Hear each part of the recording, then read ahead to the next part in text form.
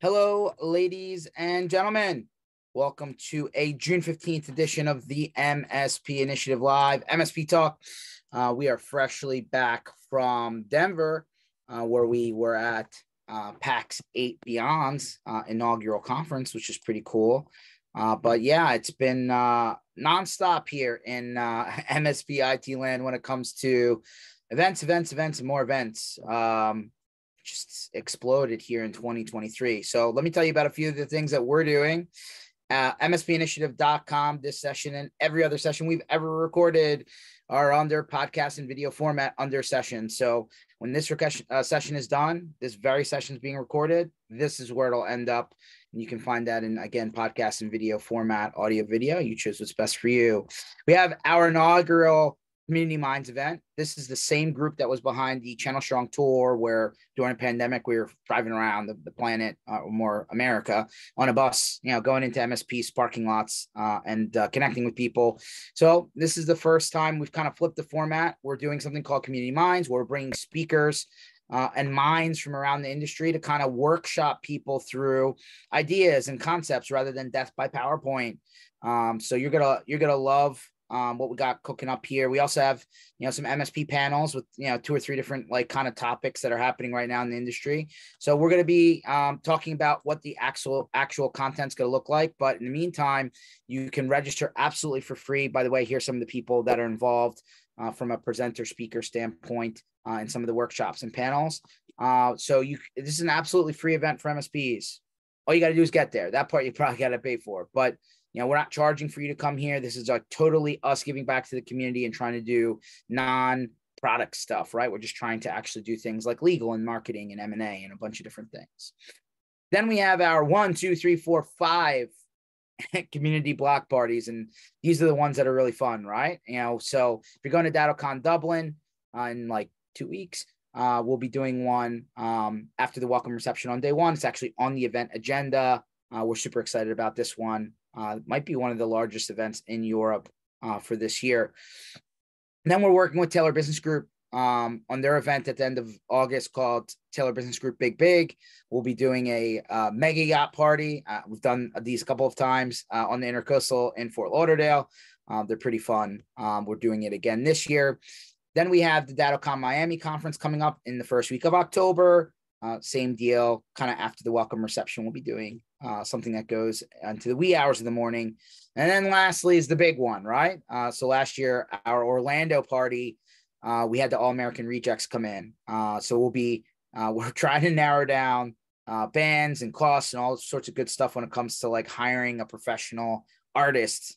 Is all, we should tell you about it sometime. It's super interesting, but we'll be announcing a band soon. We'll be doing the same thing that we've been doing for 6 or 7 years now in Orlando in November. Can't miss it. Second to last thing is community offers. These are companies that around the industry have thrown out some freebies. So check those out. And then very lastly is our industry calendar. So all of the events that we're losing track of are all in one place, or at least the homework we've done. So feel free to check it out. If we're missing anything, feel free to submit it and we will see if we can get it on the calendar there for you. That is all of the housekeeping. Thank you for the few minutes there for me to just put all of that out there. It really, really helps. Today, we bring on Gene from Traceless.io as our co-pilot here. Gene, how you doing today, my friend? Great. Thanks for having us today and myself. Yeah, I'm good. I'm in the Northeast, so the weather's been super cool this summer so far. So it's a little too dry, but quite nice. So I'm in a good mood. Yeah, I'm based here out of suburban Philly. So I feel you. I got you. It's nice to be outside of the cold. It's actually been kind of seasonably nice for this part of the year. Yeah, exactly. So we're good over here. Where are you based out of again? I'm in Newburgh, New York. So it's about an hour and a half north of New York City on the Hudson River. It's a nice little river town. They got a tough past, but I think it's a really nice place to be. Awesome. So how long have you been with Traceless? So in 2019, I co-founded Traceless with Peter Segerstrom, my partner. He's the technical side of things. And prior to that, and also currently running an MSP, So yeah, been in the industry for a while, and it's been really interesting to be on the vendor side of things. Honestly, it's been great for my own personal enjoyment and career and learning. And it's also been very interesting owning a software company instead of an MSP. They're like it's very different. So that's been, good when it's good and hard when it's bad.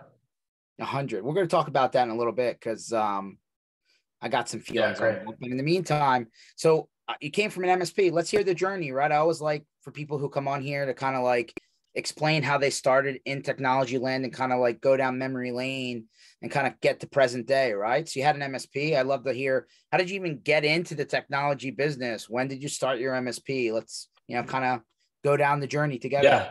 So we'll take it way back. This is history that normally doesn't get dug up. So this will be fun. So, back in the day, I studied accounting and computer science in college. Back then, it was still pretty much a general CS degree. So a lot of the stuff we did was not actually relating to, running network infrastructure or protecting endpoints. It was a lot of, general programming and theoretical stuff around computer science as it was. After that, I had a good opportunity to take a break from thinking about either becoming an accountant or a programmer, and ended up moving to New York City to model, which was pretty funny to admit that was a career, but it was a good one. It was like a nice thing to be in New York City with very little responsibility at a young age, I guess is like the best way to put it. I don't know how you can afford to live in New York City with no responsibility at a young age, but I got you.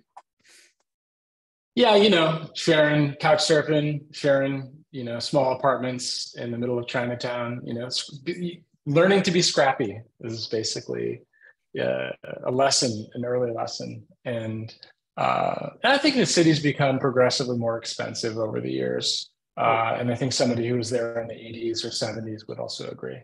And so I kind of got bored with that and became very passionate about buying Apple products. And, one of my freelance jobs, to afford living in New York City, was actually doing catering. And that was another job I really loved. It was like seeing New York City in all the crazy event spaces, all these like amazing like lofts and like crazy like setups that people had. I just was never exposed to that kind of wealth or just life access. So there's another good one. And that one of my buddies who I worked with was an Oracle database consultant. And he had moved into Salesforce consulting. And I was kind of getting bored with what I was doing. And I said, hey, man, can you send me some white papers, some learning tracks on certification? And he actually had a neighbor who had a record label. And, George, you're technical, right? So his neighbor like had a problem with his VCR and was like, oh yeah, you said once you're right. He's like, well, not really. I'm like, Oracle consultant, right? It was like, no, can you fix my VCR, right? And the struggle is real, right? Light that always said midnight. Yeah, I got you. Yeah, I got you, Ron. Yeah. So he found out that they needed IT help and they were moving from Windows to Apple endpoints. And he said, hey, man, like, you seem to really like Apple stuff. Do you want to, go in here and help them? I think, most of the work that you'll need to do is like personal. Like people need help, they just have needs, not technical needs, right? And that was my first client. And it's just like, I always joke that phase in my life was like a man with bag and a man with Frisbee. It'd be, bouncing around and then someone say, oh yeah, I need help. I'd be like, all right, I'll be there in 2 hours, and, go get my act together and strap on the backpack and kind of go there. And so that was the beginning of the MSP. And like any business, you grow them one customer at a time. As painful as it is, sometimes it's, they're built by customers, individual customers. We always focused on Apple support and managed services, which is also in the space a little unusual. So I always offer to all my fellow Windows compatriots, if you have any, if you want help on the Apple side and you want to pick someone's brain or need advice, just get in touch. I'm happy to help. Yeah, and so that's how I started, and to bring that to date, we're a team of like 28 people, and our focus is Apple, Okta, Google Workspace. Our partnerships are Jamf and CrowdStrike, and obviously Apple and Google. We have a pretty decent Windows competency. I was kind of the Apple person who was always okay with the accountant that had the PC. So I would say, like, we have a bunch of Windows under management as it's well, almost the counter to what the traditional MSP is, right? Like everybody was always Windows, Windows, and Dell, and like IBM, that kind of thing, early days, right? And like the Mac people were kind of like, I don't know, I felt like there was a strong education focus or like graphic design artist type focus, but like as a business thing, Mac really wasn't like super explosive, right? And like everybody would kind of like just put that off to the side. You kind of were the inverse, right? You're like not Microsoft, you're Google, right? Not PC, you're Mac, right? Like it's very interesting that like that was a space that was successful for you. Yeah, I think it's been living in New York City, there's always enough of some community. I mean, you could do whatever you want. I told my friend's daughter, I said, don't worry, you can move to New York and walk dogs and make $160,000 a year. There's opportunity in the city. You just got to be tenacious. And so there's typically enough of something for somebody to really get deep into it. No, I mean, I think what happened was, Apple really set up their iOS device to be very friendly in the enterprise. And I think that led to a big adoption of Apple endpoint usage. Combine that with people mostly moving to the cloud. It's been good to see the opportunity up market in the Apple sector in the last few years. So that's it. The other part is like, okay, like Jamf, right? Like people probably don't, some people probably haven't even heard of what that is, right? That's like the RMM style experience to the Apple device, where obviously the other ones were very Windows focused. And when it came to Apple machines, like very, very light functionality, if at all, right? Like it just kind of square peg round hole at that point. Yeah, and I think the paradigm was really interesting because Apple had their own, phase of server software and blade servers and rack mounted storage and all that stuff, right? Xserves and SAN. But in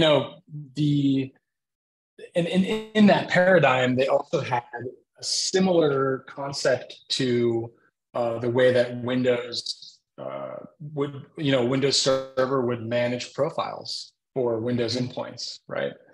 But with the server product deprecated, right? They killed it whatever 6 years ago, however long it's been.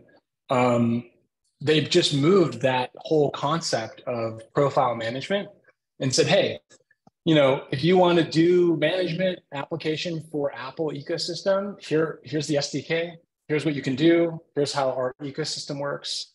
And now you have, Windows Endpoint Manager, which I think is more similar to something like Jamf, right? Or any other MDM. That it's funny because, people are like, oh, RMM, it's kind of an RMM, but not really. It's like more to set up management of the device and security policies and hardening the devices and things like that, reporting on them. So that was interesting, right? They were way ahead of that. And I think it paid off in certain ways that we didn't see coming. Zero touch deployment. I mean, Apple invented that. It's like, oh, you get a computer, you open it up, unbox it, you sign in with your work email, and then it's set up. You're done, provisioned.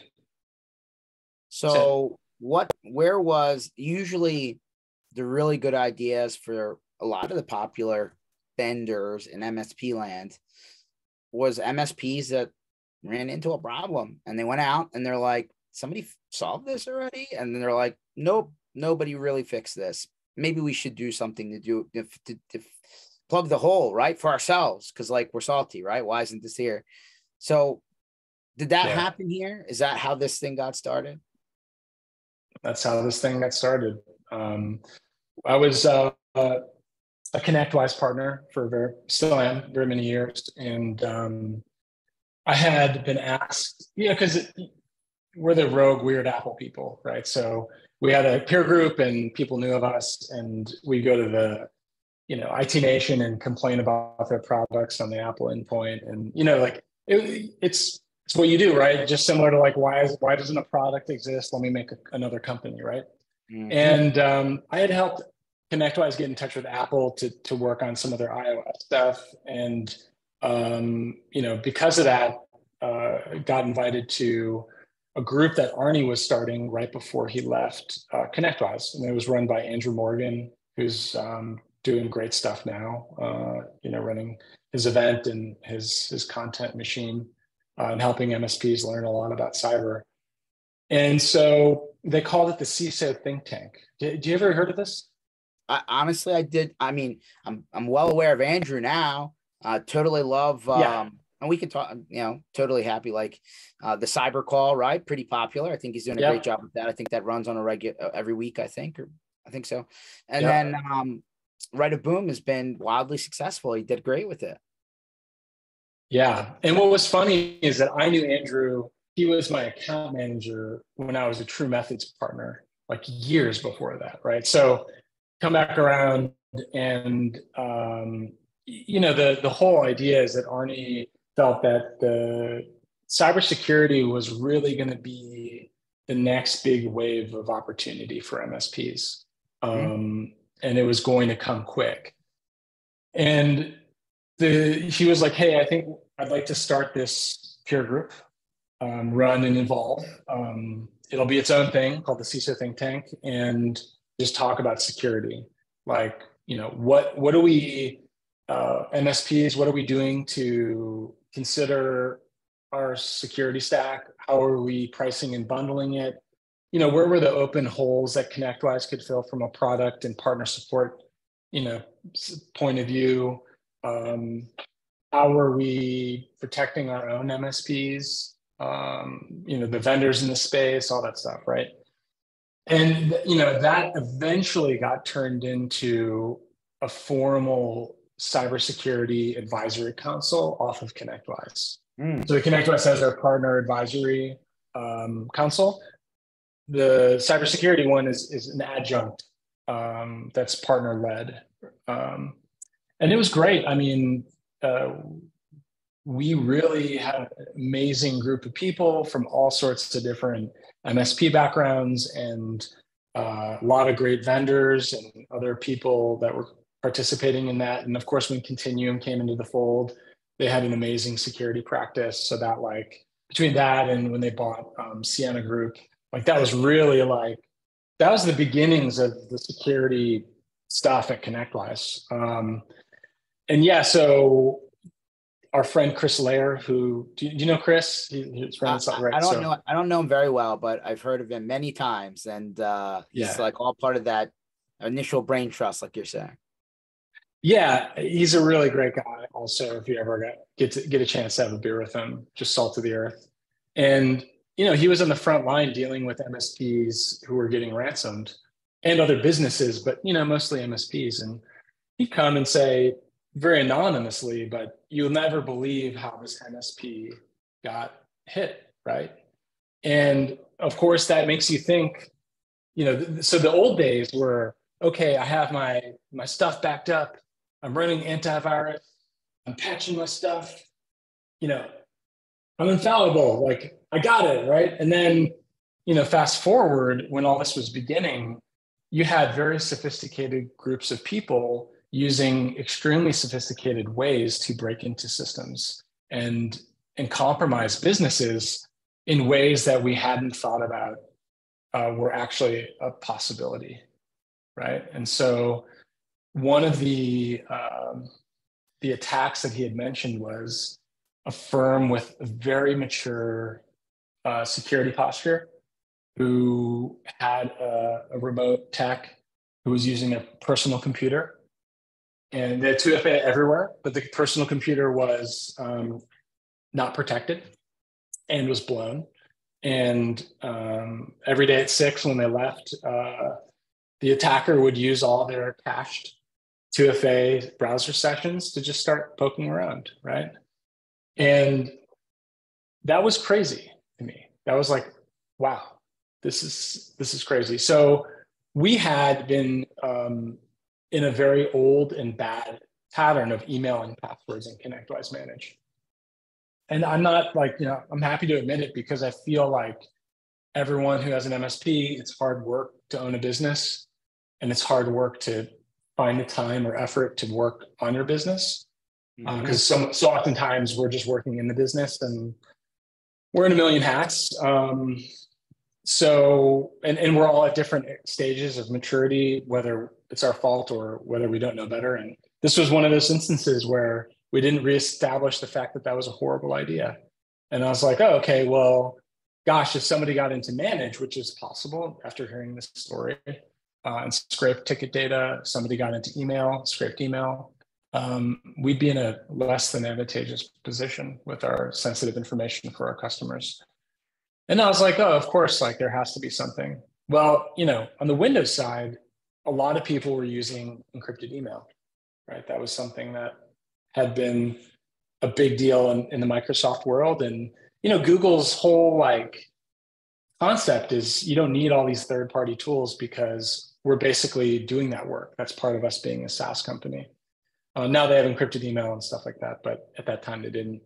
And I was like, oh, there has to be a way to send and receive sensitive information. Every MSP does this. They all reset passwords and set up systems and deal with this. And there wasn't a single tool on the marketplace. And I kind of was like, wow, I'm petrified of my own practice. And why isn't there a tool? So that was the beginning of Traceless. We had another member in the group who was struggling with identity verification for service requesters. So that was just a complementary feature that we felt would fit right in the flow of Traceless. So that's what we launched with, was identity verification for help desk calls. It's almost like a zero trust approach to help desk, and the ability to send information text. And that's that. Yeah, so that's a story. Pretty crazy, and it was the middle of COVID too. So it's like, hey, let's just start another company and, do all these things. Or at the beginning of COVID. Yeah.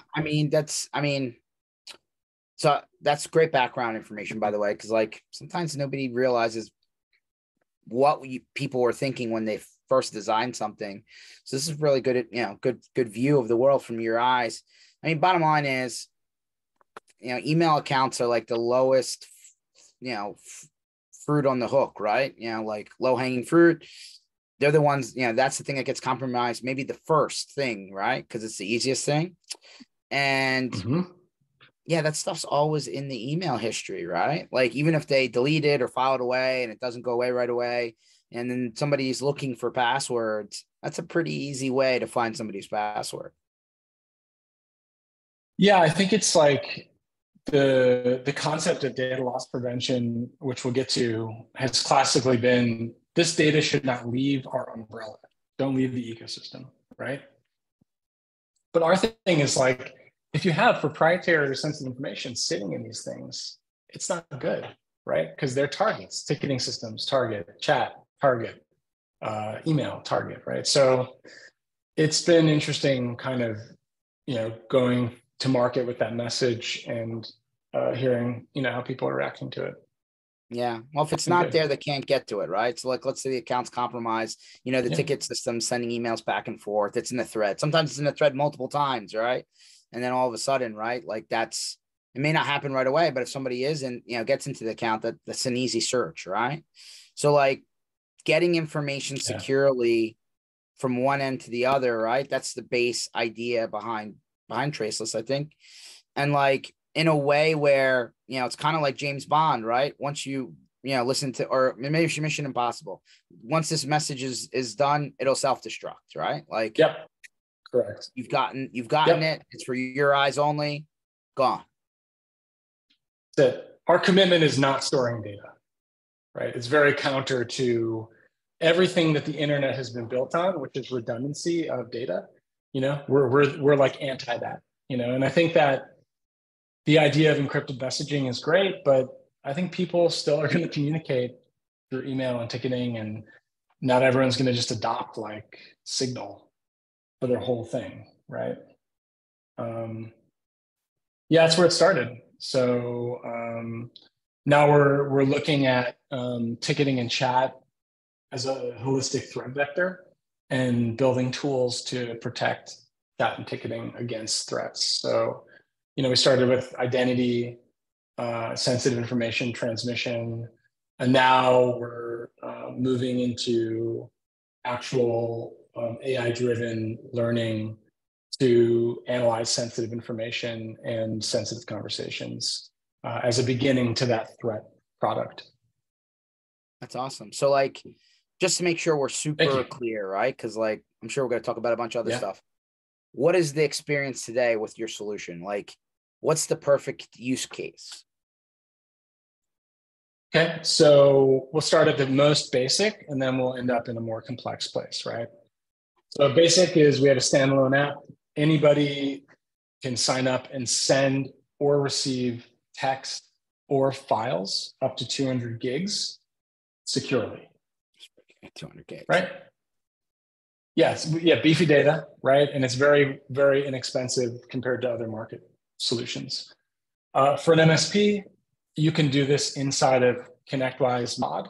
You can also do it in Autotask or ServiceNow very quickly and easily in the ticket with a lot of good integrated features. You can also use Traceless in the ticketing system to verify the identity of who's calling in your help desk. We support SMS and Duo, and we have some other authentication methods on our roadmap this year. And you can also receive data in the ticketing flow as well. And then we're moving into chat. So, how many people think they have passwords sitting in chat? Probably a lot, right? So sending and receiving sensitive info in chat, providing an authentication mechanism to make sure you know who you're chatting with, right? So in the classic scenarios of upmarket trends being pushed down market due to automation tool improvements, I believe that Slack and Teams are going to be as hard hit as things like email in the future. And there are a lot of open doors in chat holistically. So we're enabling MSPs to talk to their customers about protecting chat ecosystems and giving them a more seamless way to make a better decision, right? Because sometimes security is just really kludgy, and I think that we've tried our hardest to make it easy for people to do the right thing. That's awesome. Thanks. So the cool part here is, by the way, all of it's valid, right? Like, I want to be able to make sure I'm not sending stuff that sits in people's threads and emails forever. The 200 gig thing's actually pretty good, though. I like that. Yeah, it was. We actually are utilized by a big company to move migration database files, right? So think about really large data sets that have tons of sensitive information, right? How do you move that in between with ensuring that it's not going to sit around, right? Because a lot of the other classic tools, you got to go and delete stuff, right? Like, people forget. Humans are lazy, including myself. I was just thinking to myself, I was like, how do I send stuff? And I was like, maybe I got to do a OneDrive or Dropbox, right? But to your point, do I ever go back and actually delete that? I probably should go back and clear out my stuff. Yeah, it's interesting when you start thinking about how maybe there's a different choice to be made. I mean, even when we were applying for a mortgage, you've got the sales guy at the bank asking me to email him tax returns and pay stubs. I'm like, no, I'm not going to email that. And this was when Peter and I incorporated, the bank we worked with had said, okay, we're going to send you an encrypted email. right? Just give us all your data, your social security, whatever, right? Okay, great. And somehow, I still don't quite understand where the loophole was. That email moved its way from secure email to plain text email. And we're sitting there looking at our Gmail, like emails, and we're like, hey, dude, your social security is just sitting in my Google Mail right now.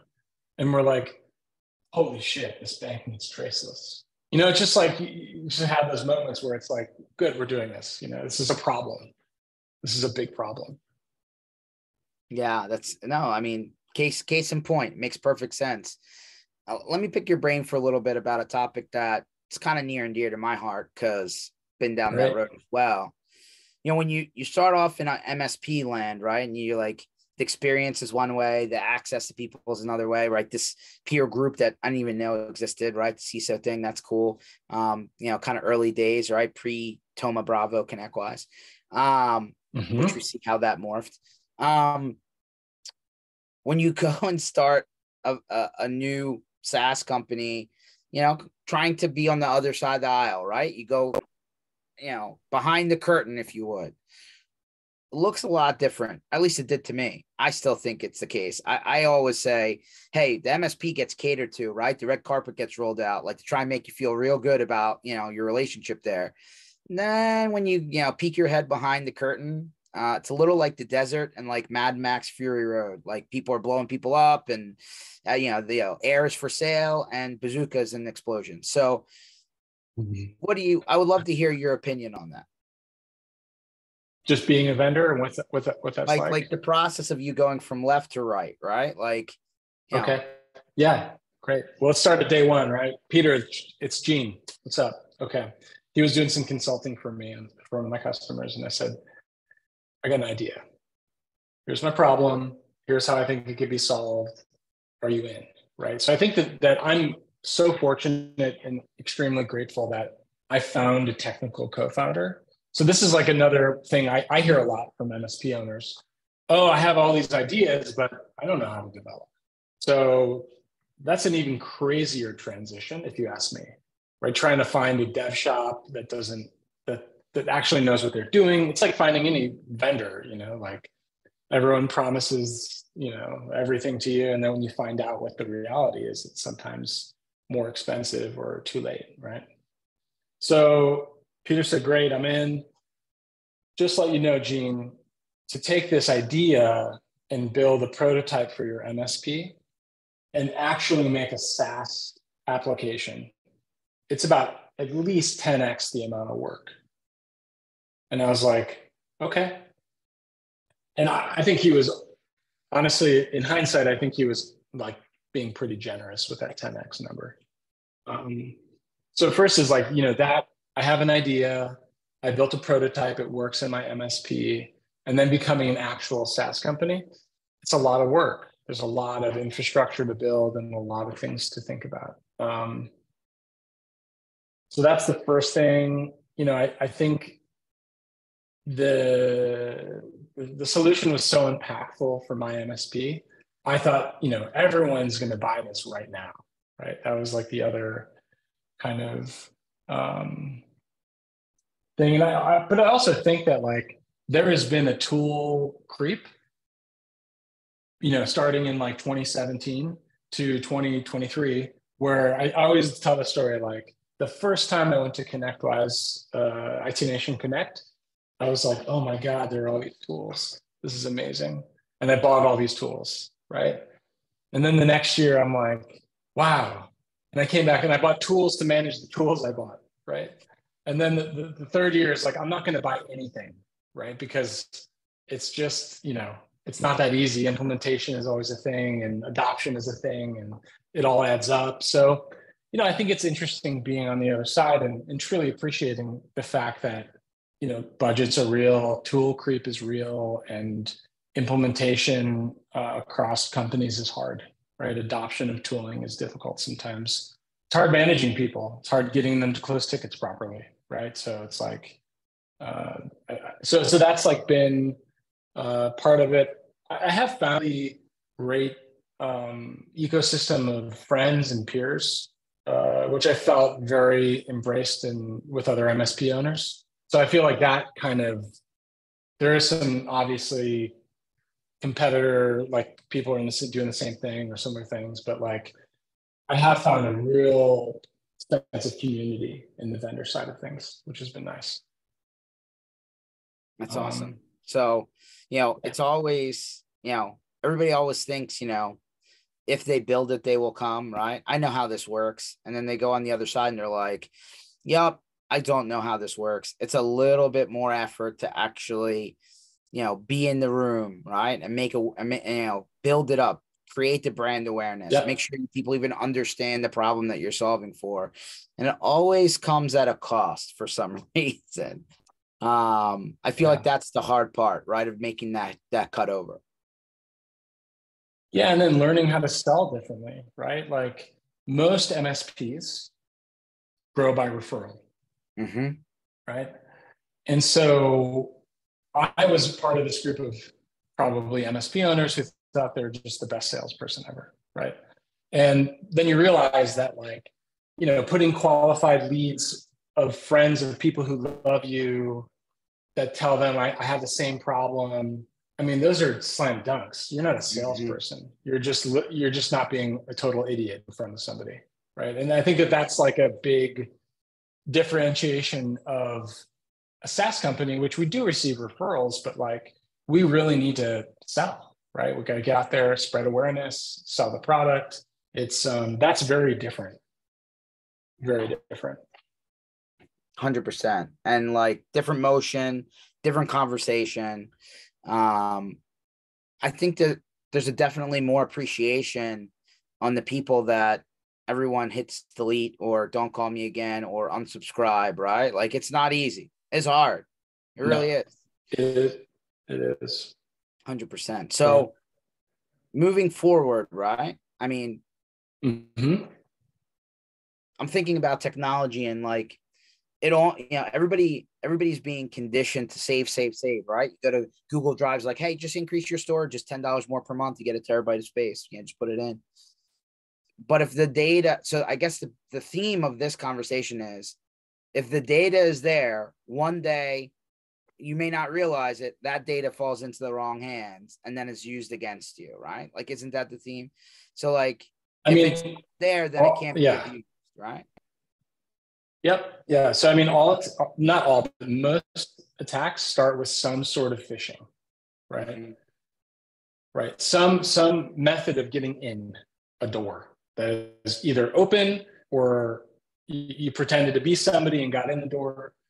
But, the real damage of attacks is typically due to sensitive information being found.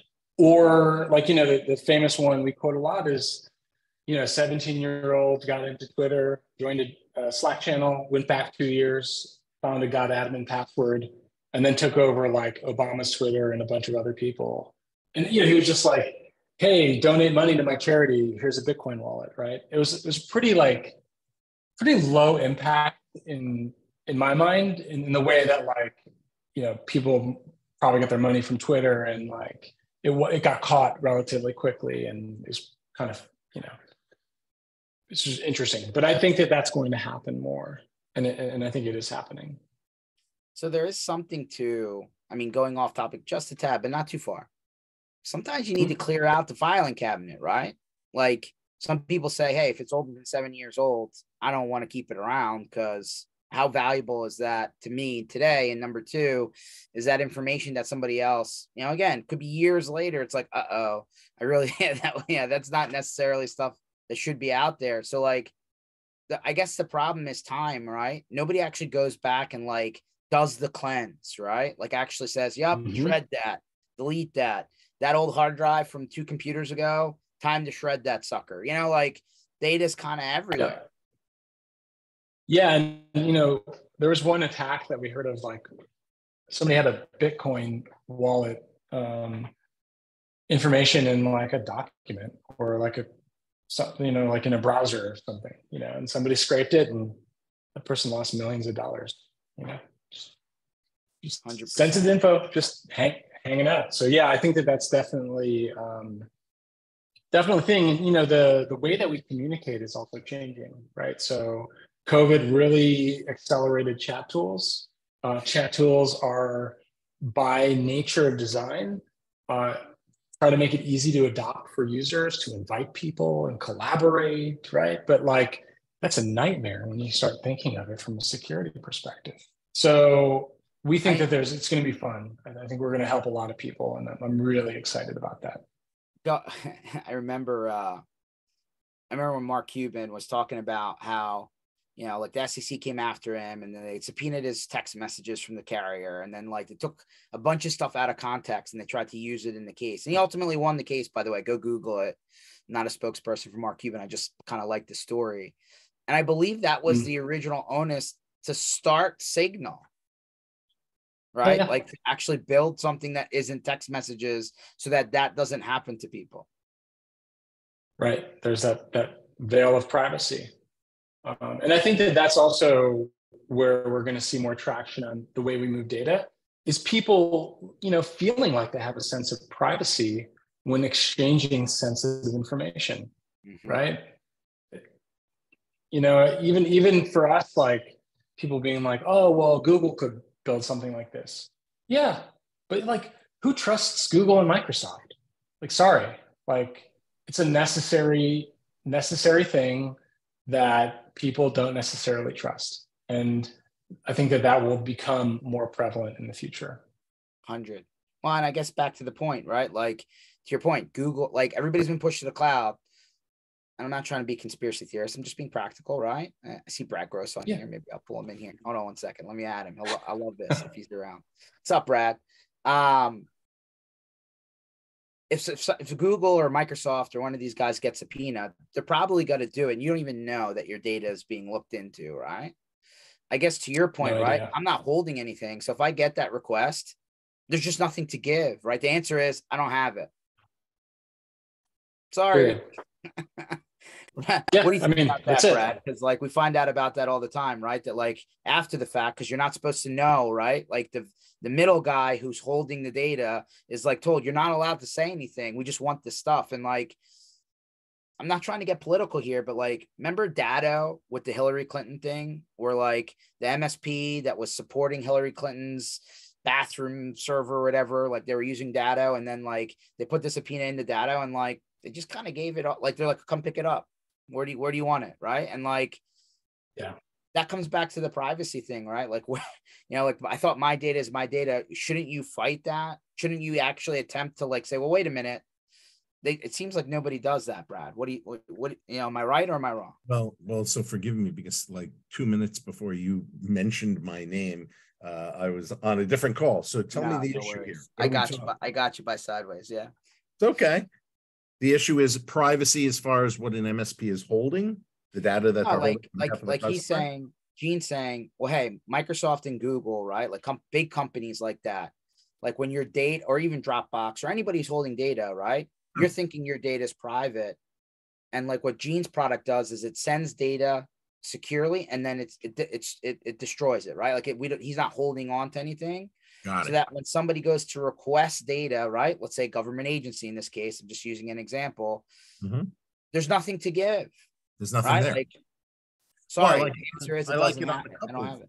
A couple of levels. I mean, first, it not only you're right, preserves the privacy because if a top tier provider is subpoenaed, they're going to just turn that stuff over. I mean, that's how it is. So it adds that element of privacy, but it also prevents data that should have been destroyed or should not have been retained from being obtained and used in a way it shouldn't be, like taken out of context, for example, right?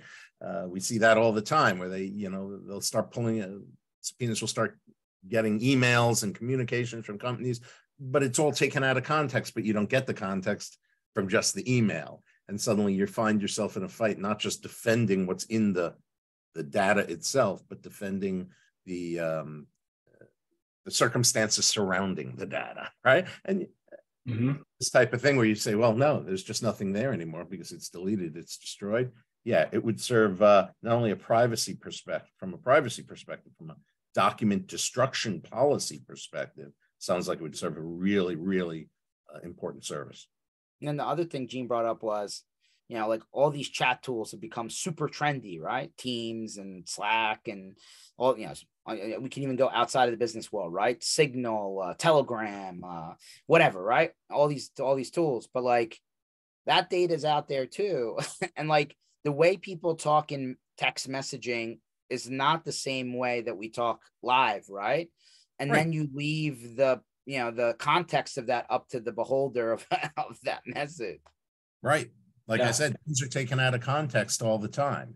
Putting aside the fact that you don't necessarily want the world hearing what you would say in private, right, to somebody, as opposed to what you might say on a Zoom call, let's say. But again, things can be taken out of context. And then you are in the enviable position of having to defend the context as well. And that is highly problematic.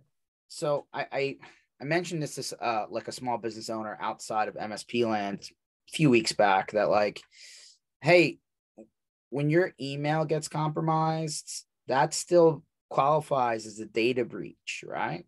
And like there's laws in every state that like you have to notify people within a certain amount of time. Right. And like it would be really nice if you could say, hey, my email got breached, but like there was nothing there, right? Like it went to an empty mailbox. They're like, I'm going to tell you just because I have to, because that's what the law says, but like you can come see it. There's nothing there. That's a lot better than, I don't know what they got, but you're, like, but whatever communication that we had could have been compromised. Well, it's analogous to the exception that's built into every one of those data breach laws that you just mentioned, which is if your data is accessed, but that data is encrypted in a way that it cannot be unencrypted without the key, and the key is not part of the unauthorized access, right? So it's just encrypted data. Then data breach laws are actually not implicated. You don't have to make disclosures where the data being accessed is totally encrypted and there's no available key that the hacker could have gotten to. Well, the same thing here. What you're saying is, well, they got to our email, but they got in, but everything was deleted. There's nothing of substance that would implicate the data breach. The argument that was made was, even in this case, right? Like, what if there was multiple breaches? I was like, hey, guy, you need to go back and think about the states that the customers that you're in are like to be more than just the state that you're incorporated in. And like they have their own laws too, right? So sure. Like the person on the other side and where they're located counts. Absolutely. You always have to look at the customer's location. A vendor can't simply say, well, I'm in Oregon, so Oregon's laws apply. Well, no, wherever your customers are, that's where you have to look. Yeah. I saw you had a point there, Keith. That's why I brought you in. What was your point? Well, I thought some of the regulations I read use the term incident, which is really mutually exclusive of breach. You have to report incidences. Mm-hmm. And I've read that in some of the, that's like almost daily. There's an incident. Well, like, I mean, like a security incident, or like, what's the definition now of incident? It's very broad. I thought what we're seeing is extremely broad, written by politicians that maybe don't understand what they're talking about. But yeah, I've seen the term incident and I'm going like, what is that? Is that like an attack on my firewall? Is that like a phishing email? Is that like did somebody click a link? Yeah. Yeah. Well, I think that it's always going to come down to what the state law says. I mean, and most, again, I don't know off the top of my head, I don't know the language of every law, but most of them define an incident as some sort of unauthorized access to or acquisition of unencrypted data. Unencrypted data. That's what an incident is. Because if you had to report every single act of malevolence against the database, well, there would be thousands of notifications every day. So it's 100%. Gene, one thing that I'm not trying to throw arrows here, but MSPs definitely have been targets of the bad guys for quite a while now. I mean, is the ConnectWise database encrypted? Is the automate database encrypted, like where they save these passwords? I don't know. I don't really actually know the answer, right? I hope they are, but if they're not, if they're holding that data and that the bad guys do actually get all the way there, then that's a problem. Yeah, I mean, you want to buy some LastPass data on the dark web? We can go right now. Yeah. That's what you're talking about, right? So yeah, I think, we're going to port our product for finding sensitive information to ticketing systems. Because again, like humans are humans, right? This is the whole thing, is that people, regardless of options, sometimes don't choose the one that's correct. But I think it's tough. These big companies are big targets. Yeah. And just like, and again, I'm not saying nobody's doing the wrong thing here. I'm just saying, the bottom line, the time entry that goes into your ticketing system that says I did work, like that's one thing, right? Like, I don't, maybe that's useful, maybe that's not to a bad guy. But if embedded in that is a password and a username and a URL, that's a problem, right? Yep. So, I think big picture is that there's a little bit of data sprawl, Gene, right? Like it's just a lot of different things that people don't think about. And and by the way, including text messaging, right? Like if you send a text message, it's still stored on the person's device on the other side, or email, or wherever it ends up. So like that you have to consider as well. Yeah, definitely. And, it's just like one of my friends, I called him and I said, hey, guess what? What's going on? I said, we just got our SOC 2 Type 2 certification. And he's like, that's not good enough. And I was like, yeah, nothing's good enough, right? I think that's the lesson, is that like, you know, 0-day exploits are a thing, right? For the most like successful, well-funded companies in the world. Everyone just has to try to do what they can to make good choices. So difficult. That's a good point. There's a balance there, though. You hear people, that type of intrusion test is not good enough, and they argue and debate and like who's smarter IT wise. And I always wonder, are we deferring people from starting because they haven't found the perfect? And you're going like, hey, some of those tests are good enough to get you started. Quit bashing the starting point. And you're going like, I think the big thing is, let's get started. And let's start introducing the culture of being secure and the education process. And maybe you have a long list that's a year to implement, but you hear too many people like trying to pick the perfect solution, and you go, well, you're still at 0. So the guy you don't think is technically sound is maybe 10 steps ahead of you. Well, not far. I'm going to poke on Brad here for 2 seconds, but like as you're working towards something, right? And HIPAA, right? You may not have everything done right away, but as long as there's a plan and you're working towards that result, that's okay, right? That's passable in the moment, right? If somebody's going to like, check on you, right? And I'm sure, and Matt Lee says, hey, what's defensible versus not defensible, right? We could talk about that forever, but, like keeping a log of what you are doing as you're, maturing the company, like you have to be able to say, hey, I'm working towards something. When, if something bad happens, that's how you ultimately make sure that people say, well, you just didn't do anything. You didn't care. You were negligent. You left the door wide open. Am I wrong or am I right, Brad? Oh, I think you're right. I think it's like AA. You first have to admit you have a problem. It's, and it's like the first step is to admit you're going to, or to decide to go into a security conscious culture. And then you can start becoming perfect. Yeah, I think there's no perfect, back to your point. I think this is a rolling thing that like you need to stay, try and stay up on things and progressively get better. But bottom line is that needle does, that goalpost moves, right? What the right thing isn't stationary. And I think that that's the important point. But back to Gene's, theme here on, hey, if you're going to move data, you need to move it securely, right? In transit, we all hear that all the time. But how about, hey, once it gets to its destination, like the tunnel that you use disappears, right? And I think that that's, to get that data to its destination, I think that's the important part, right? Like the cookie crumbs that you leave in a lot of different tools, could be the avenue, right? And so just eliminate it altogether, so that's, you know, that's one thing. But that, by the way, you don't look at often, right? You just assume that it's okay. Let's just eliminate that as a path. Yep. Yeah, Exactly. 100%. Gene, where do people find out about the tool, the pricing? You know, like, how does it work in my ConnectWise system, and maybe how do I talk to somebody? Yep, traceless.io. Look us up. You can get in touch, schedule a demo. You can sign up and buy the product and integrate without calling us. Not to say, you know, if you want to, that's great for us, but we're happy to, you know, get you on the phone, get a meeting going, and show you all the things we're working on. Awesome. Thank you for jumping on today, Brad and Keith. Thanks for popping in there as well. This session was recorded. Pretty shortly, you'll find it at mspinitiative.com under sessions, and you can go back, rewind, and fast forward. And then when you call Gene or his team, you can be like, "Hey, your guy said this. Show it to me, right? I want to see it working." Cool.